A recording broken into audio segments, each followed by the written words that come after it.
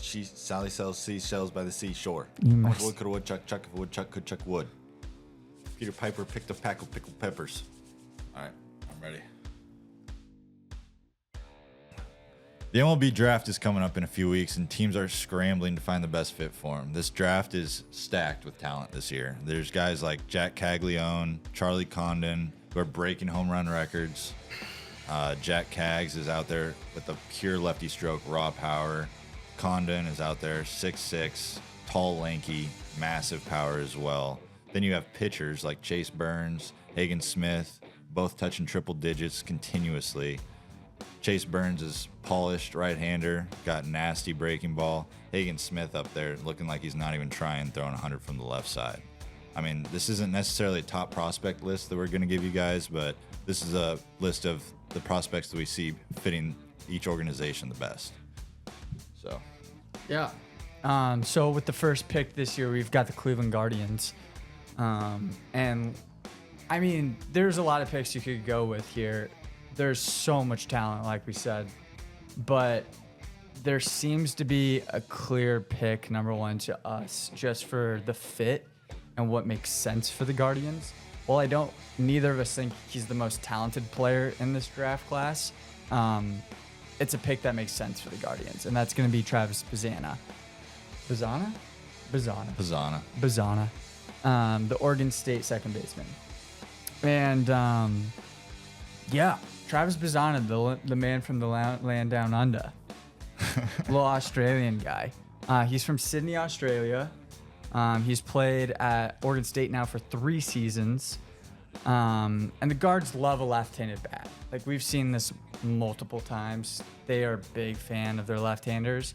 And they've got a lot of power hitters, like, in that lineup that just rake. And this is a guy that will kind of maybe load the bases up a little bit, set the table, as we like to say. And he could be a huge part in this team. And I think the puzzle piece fits here. There isn't a more complete left-hander in this draft class. There's a better left-handed bat, in my opinion. That being Jack Caglione. But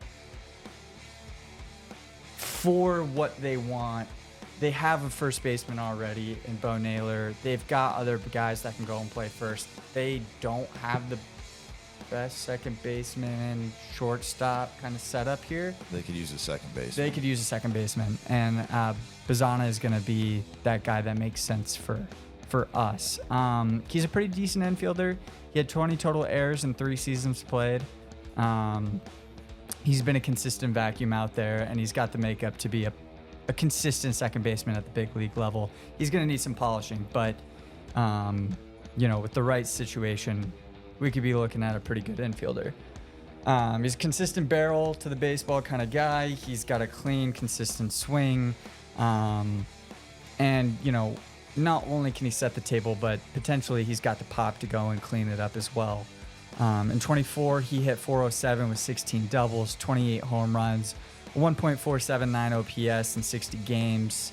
And I mean, this is a guy that's looking to do some damage at the big league level. Yeah, I mean, his swing's got some power to it. He's got kind of a goofy little stance, and he's got a weird little hand trigger almost, but he times it well with his leg kick. He squats into that back leg and slow leg kick and swings his front foot down basically, and it's just a super whippy swing.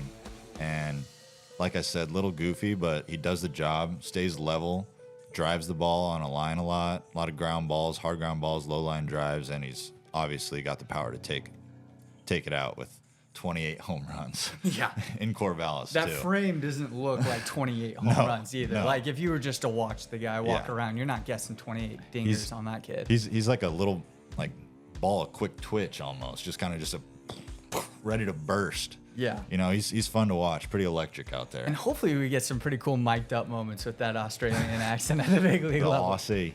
Yeah, because that could be pretty sweet. Yeah. All right. So next up, we got the Cincinnati Reds with the 2nd overall pick. We have them taking Charlie Condon here. We think best bat overall in the draft. 6'6", tall, lanky, just generates tremendous power, crazy power. He broke a Division I record for home runs. Most home runs in a season, actually, since the Drop 5 era. So these guys were swinging lighter bats with just trampolines in them. Yeah. And he's out here competing with them. So pretty crazy power, just record setter, just jaw-dropping stats this year. Swing simple, super compact, great extension through the ball too. I mean, he gets to the contact and really drives through it, and his long levers just generate so much pop. Doesn't look like the strongest guy in the world, but that bat speed is real and that power is real as well. Yeah, he's kind of built like we always joke about that kid from ECU looking like Waluigi. What's his name? Yeah, I forgot. Oh yeah, that right. He plays right field for ECU. I can't think of his name off the top of my head, but Charlie Condon's got like that lanky, skinny Waluigi-esque kind of like build to him. You wouldn't guess there'd be that much pop in that bat, but I mean that thing is bouncy. The Reds have a pretty limited amount of consistent bats in their lineup right now. Like if you just look, their 1 through 9 is painful. And Ellie De La Cruz deserves some support here. And obviously, players transition at different speeds to the big league level through the minors. But Charlie's bat right now looks like it could be a thing that translates fairly quickly. I'm not sure if that means a year or two or whatever, maybe half of a season. But the Reds need a bat quickly. So this could be a guy that they're forcing up through the system pretty quickly if they go and draft him. And Ellie needs the support ASAP. I mean, the Reds are really struggling at the dish. And that's what Charlie has done so well, is have that consistency. I mean, not only does he have those 37 long balls this year, but he hit 433 in 60 games played this year and had 78 big old ribeye steaks to go with it. The guy's hitting in clutch moments. He's hitting consistently. He's hitting the long ball. Like everything you want to see out of a hitter on paper, he's doing it. And he got walked so much too. Like 37 long balls with guys pitching around him. That's wild. Right. Wild. And that's exactly the kind of guy that the Reds need right now. They need a guy that's going to get on base. They need a guy that's going to clear the bases when they're loaded. And yeah, I mean, Ellie De La Cruz is kind of in no man's land, stranded as a superstar. No protection. None whatsoever. So maybe getting a guy like Charlie or Jack would be, it makes sense here. It's a piece that would really go well. We were struggling deciding whether the Reds would want to go and grab another arm here, because we could see an arm going in those first 3 picks. But the bat just makes sense here to us. So that was kind of our navigation of this whole thing. So yeah, that's pretty much it. Going into the 3rd pick with the Rockies, this is the pick I'm most excited about. This is my guy in this draft. It's Jack Caglione, and I think Colorado would just be so awesome to see like Jack hitting nukes in the Mile High City. I mean, just watching that guy crush a ball 480 this season. Imagine that in Colorado. I mean, it's set up for like picture perfect movie stuff right here. Yeah, Colorado Cags. That has a good ring to it. Oh, I like it. I mean, he's got that 80 grade power. Yeah. He's got some of the most tremendous power I've ever seen ever. And at the college level, it's jaw dropping. Yeah. Like it's crazy. He just stands there, wide stance in his legs, high hands, keeps his hands high, just simple leg lift, boom. Short to it, long through it, extends, and it explodes off of his bat. He mishits balls, and they fly out. Like, they're still going up as they cross the fence. Right. And he's mishitting these, and it's just crazy. He just simply has to get the bat to the ball, and that ball goes. He's got that natural lift, that lefty sweet swing. Whew. Lots of raw power. Yeah, once in a generation type power. It's crazy. That, like, makes him super fun to watch. And lots of bat to ball, too. Like, he gets the bat to the ball. And he produces lots of base hits. He hit 419 this year, 35 nukes, 104 hits. Yeah. I mean, that's crazy. 58 games, you're hitting 104 hits. And I've seen so many highlights of Jack getting intentionally walked, pitched around. I mean, you've watched him a lot too. Yeah, and this isn't just like a college hitter. You kind of talked about this earlier, is like versus some of the other prospects in college baseball who are maybe taking advantage that they are still in college ball and maybe pulling off of pitches or hitting them and not really hitting to the pitch that's thrown to them, but using that raw strength and their advantage, that might not translate at the next level. And most of the time it doesn't, right? Yeah. Where Cags is really hitting what is thrown to him. In an SEC, conference, he's facing the best pitchers in the college level. So he's producing at the highest level that you can as an amateur. Yeah. I mean, this is looking like a guy that's going to translate quickly and has been preparing for what is to come, which is seeing this guy in the bigs. If he's still on the board when the Rockies get their pick and they don't take him, oof, they've dropped the ball big time. Yeah. They've dropped the ball big time. If Cags slips out of the top 3, it's going to be scary. Yeah, that's Scary. not good. No. Not a good thing. Okay, on to number 4, the Athletics. We have the Athletics taking Hagen Smith, the nasty left-hander out of Arkansas. High 90s fastball, stands up there, just honestly doesn't even look like he's really trying, and it just bazooka missiles out of his crossfire, just stands there, just crossfire, explodes, 100 mile an hour. I mean, he also has a 90 slider that touches 90. I mean, it is gross, and it is moving like, I don't know, 3 feet. It's crazy. It's got crazy Not only movement. like that vertical drop, but that horizontal movement. It is nasty. Crazy. It is nasty. And if you've seen the highlights of him against Oregon State, his pitching doesn't make sense. It seems like it's cheating. I don't know what's going on there. It's bazooka missiles and frisbees. He has it all. He does everything. Right. Yeah. He's also got that third pitch, which is pretty impressive. I think that's like the big separator for me looking at Chase Burns versus Hagen.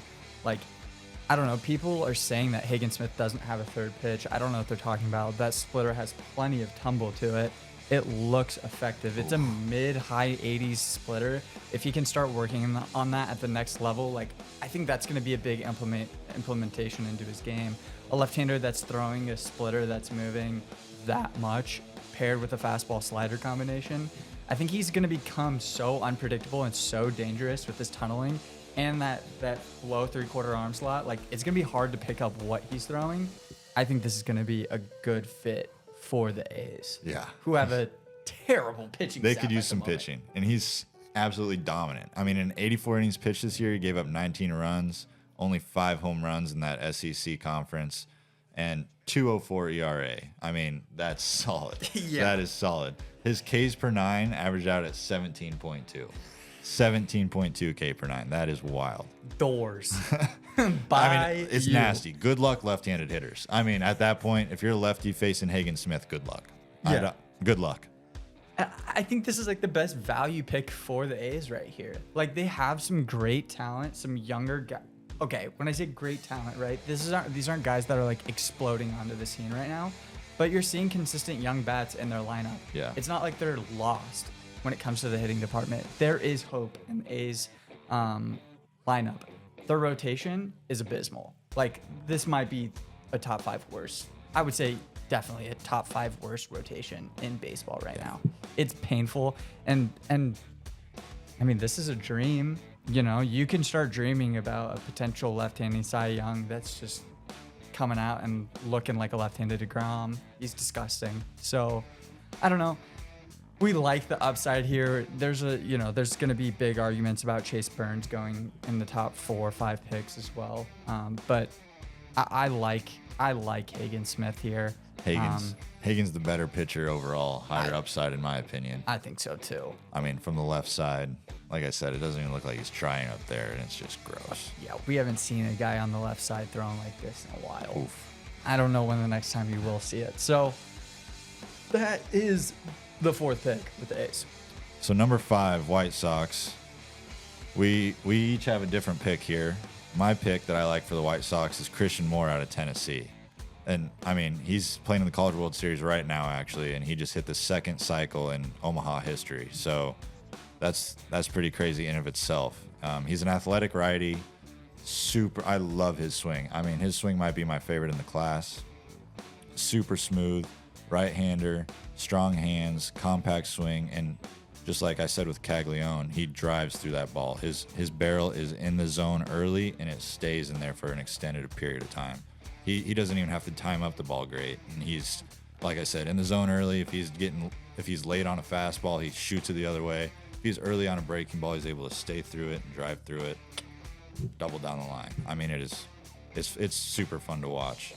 Under the right coaching, I think defensively is something that people have brought up. Under the right coaching, he's athletic enough. Second base, I think he'll be just fine in the big league level. Yep. Yeah, I definitely agree. Also, I think like if you're looking at the personality of what the White Sox kind of like have right now, their one-star player is Lou Bob, right? Yeah. And he's kind of got that flair, that swag. I would argue that Moore is a guy that kind of replicates that, maybe gets the fans excited, gets his teammates fired up. This could be like a spark plug for them. It does make sense as far as personnel and athleticism. I mean, it's kind of like a good pairing for Lou Bob in my mind. For sure. And I see it as a good fit for the White Sox because, like you said, they need that spark plug in their lineup, and I think he is one. And I also think that the White Sox could possibly save some money with their first-round pick here and try to just keep getting more stud guys, because Chicago White Sox need all the help they can get right now.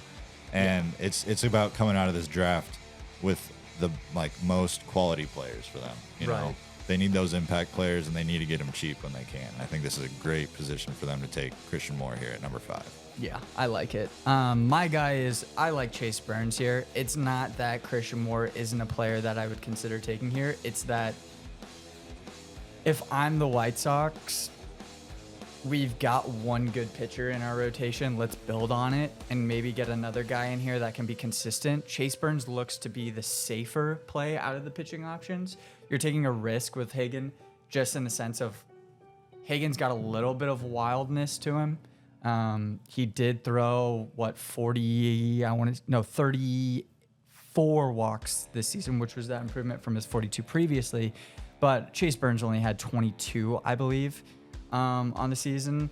So you're seeing a little bit more safety here. Also, his strikeout numbers were incredible as well. You talked about that 17.2 Ks per 9. For Hagen, you're looking at 17.7 this year with 162 Ks across 82 and 2/3 inning pitched on the season. He posted a 2.72 ERA with 50 hits allowed.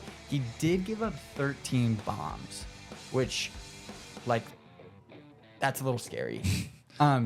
He's also in the ACC, not in the SEC. Your mind would just think to yourself, okay, that's not where the best hitters in college baseball are. It's probably the second best conference. Of course. Yeah. But going through him in the SEC, is that number maybe looking more like 20? Yeah. I mean, who knows? Who knows? So that is a scary thought there. But overall, Chase Burns is the guy that everybody thinks is more of the safe pick. He's a 6'3" right-hander from Wake Forest.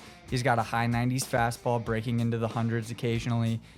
He's got a slider that just drops off the table. It's gross. I'm not seeing so much of that horizontal movement versus more of vertical movement on this pitch. But it is very effective. We've seen that a ton. What do you have? 15 Ks against North Carolina when they were number 1 in the country? Something crazy like that. Yeah. I want to say 15 Ks and 6 innings pitched against North Carolina, which is crazy. Threw a lot of sliders that debut. And I will say, Chase, I do like this pick as well. I will say he's probably the most polished pitcher that we have in this draft class. I mean, throws 100, which is raw talent, but he's also got the strikes and he's got the stuff and that competitive edge, man. Yeah. He's a fireball out there. Totally. He gets fired up and he gets the boys going. So I like this pick. Yeah. He's also got I don't know. He's got that changeup curveball that he can throw in there as well. He does have that third pitch available. He doesn't throw it much. I mean, he's fastball slider. It's mostly fastball slider. It's for fastball slider the whole way. And I mean, do you think this is just the prototype that we've seen for pitchers at the big league level? Successful is fastball slider guys. He's a right-hander. He throws hard now. You have a high 90s fastball matched with a low 90s slider. Is this a guy that you see translating pretty quickly to the big league level? Is this a guy that you see moving up through the minors fairly quickly for a White Sox organization? For sure. I could definitely see that. I mean, the path for Chase Burns, like I said, he's polished. So it's not so much like getting the fundamentals down. And minor league ball is just kind of pushing him through and seeing where he takes himself. And with his polished mechanics and just mindset towards the game, I could see that carrying him up the ladder pretty damn quick. Yeah, it just makes sense. So, yeah, those are our top 5 guys. We'll say 6 because we went with different picks on pick number 5. But those are our kind of guys for this draft class. And it seems like this is kind of we were talking about this beforehand, like maybe throwing a high school kid in here because it always seems like a high school guy goes a little bit earlier than projected. Sure. But looking at like these draft picks, a lot of these guys seem like no-brainer top 5 picks. the talent from the college stage in this draft is something like we've never really seen before. Right. Record setting in multiple ways. Oof. I mean, a lot of these guys, like you said, no-brainers, hard to pass up on. Yeah. Very hard to pass up on. Agreed. So yeah, that's it. Yeah. That's what we got. That's all she wrote. That's kind of all she wrote. Let us know if you guys dug this. If you want us to go into maybe more detail about some of the later draft round picks as well. We'd love to get into some mock draft further in here, but we figured a top 5 would be good just to break down what we're seeing and what we thought, what we think's gonna happen, and that's kind of it. So, yeah. Thanks for watching. Peace. Later.